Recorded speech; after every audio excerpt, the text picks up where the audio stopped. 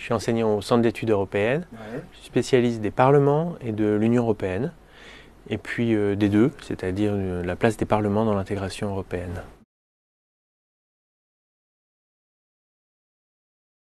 Sur cette question de l'appartenance nationale des eurodéputés, on a des résultats très très clairs d'après l'analyse du relevé de leur vote en séance, notamment le professeur Simon Hicks à la LSI qui a lancé cette série d'études, qui montre que les eurodéputés votent en séance selon leur groupe plutôt que selon leur nationalité.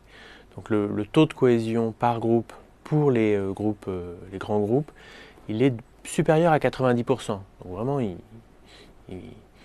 est comparable à ce qu'on observe dans les démocraties nationales où les députés UMP votent comme des députés UMP et les députés socialistes comme des députés socialistes. Il est un peu moins élevé chez les extrêmes et chez les eurosceptiques.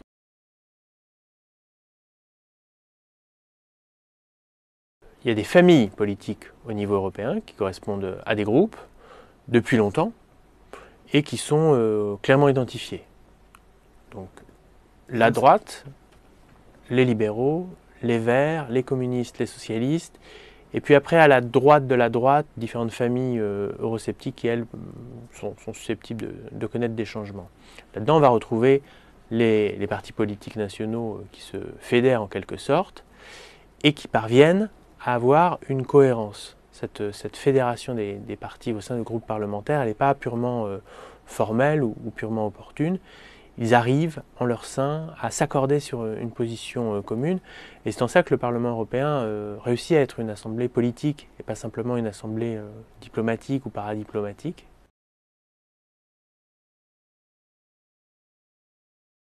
C'est pas totalement faux, c'est-à-dire qu'on n'est pas dans un monde enchanté fédéraliste où les appartenances nationales auraient disparu.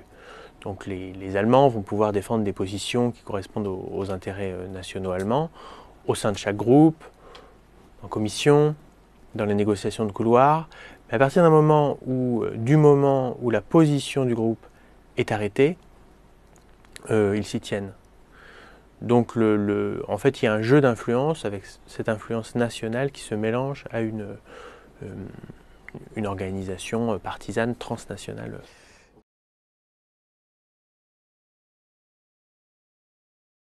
Les représentants nationaux, les dirigeants nationaux, les partis politiques nationaux essaient de faire pression sur les eurodéputés quand il y a un texte qui est important pour les enjeux, pour les intérêts nationaux ou pour la vie politique nationale.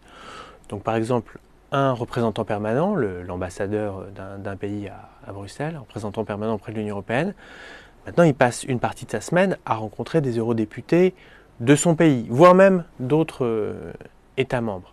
Ce n'était pas le cas il y a 20 ans. Maintenant, il passe du temps à essayer de les convaincre. Mais de l'existence de ces pratiques de lobbying, finalement, même si c'est un lobbying réalisé par des États, ne tirons pas l'idée que les eurodéputés seraient des marionnettes nationales.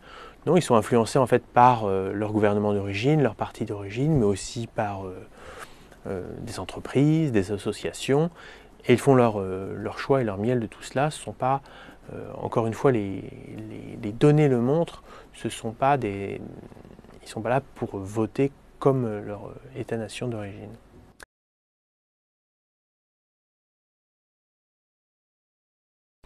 Alors, en moyenne, en Europe, on vote moins aux élections européennes qu'aux élections nationales, qu'aux élections législatives nationales, celles qui sont d'importance. On a un différentiel qui est d'environ 19 points. Il était de 19 points en 2009. Pour 2014, je ne l'ai pas encore calculé, ou ça n'a pas encore été calculé, mais je ne pense pas qu'il soit très différent. Donc en moyenne, en Europe, on vote moins aux élections européennes. Après, il y a des grosses disparités nationales qui sont de deux ordres. D'abord, il y a des pays où on vote toujours énormément parce que le vote est obligatoire ou parce qu'il y a une tradition, une culture du vote obligatoire, quand bien même il n'y aurait pas de sanctions, typiquement en Belgique, au Luxembourg, ou alors parce qu'on couple les élections européennes avec des élections nationales le même jour, ce qui est assez futé. L'autre grande ligne de clivage, elle est Est-Ouest. On vote moins à l'Est de l'Europe qu'à l'Ouest de l'Europe.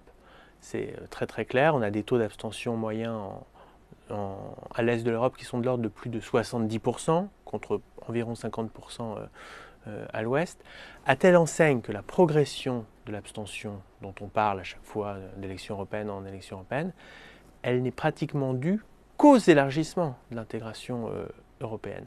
Comment expliquer qu'on vote moins aux élections européennes à l'est? Bien par le fait qu'on vote moins en général à l'est. Il y a des différences entre pays, mais par exemple en Pologne, le taux de participation aux élections nationales il est autour de 50%. Il n'est pas comme nous à la présidentielle autour de 70-80%.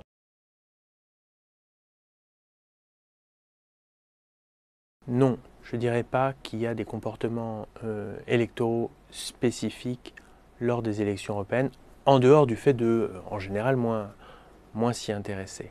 À l'Est, on vote moins en général parce qu'il y a une forme de déception, de fatigue, on appelle ça l'après-lune de miel dans la littérature, c'est assez imagé.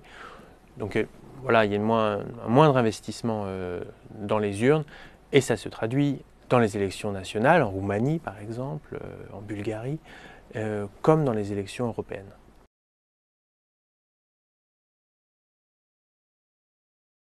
On a un Parlement européen et on n'a pas de peuple européen. Je serais d'accord avec vous sur cette affirmation-là.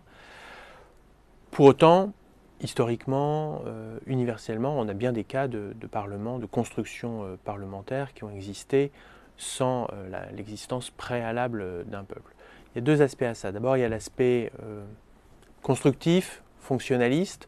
On peut après tout mettre la charrue avant les bœufs et créer par une institution un peu d'identité, un peu d'identification, un embryon de vie politique. Et ce qu'on a vu tout à l'heure, c'est que cette vie politique transnationale, elle existe. Il y a quand même, il n'y a pas des logiques purement diplomatiques au Parlement européen. L'autre aspect, c'est que le parlementarisme a des vertus indépendamment de l'enjeu représentatif ou l'enjeu, je dirais, électoral. Des vertus discursives, c'est un endroit où on débat. Des vertus pluralistes, c'est un endroit où on met ensemble des gens qui ne sont pas d'accord. Et quand on pense au fonctionnement de l'Union européenne à ses débuts, à la méthode communautaire, qui a bien des atouts, mais c'est quand même un fonctionnement qui n'est pas ouvert, pas transparent, qui est extrêmement élitiste. Et il me semble par rapport à ça que l'Union européenne met un peu de la diversité, met un peu du jeu, met un peu du désaccord. Et en cela, elle fait son office. Le Parlement européen fait son office de Parlement, indépendamment de ce problème de légitimité qu'il faut reconnaître.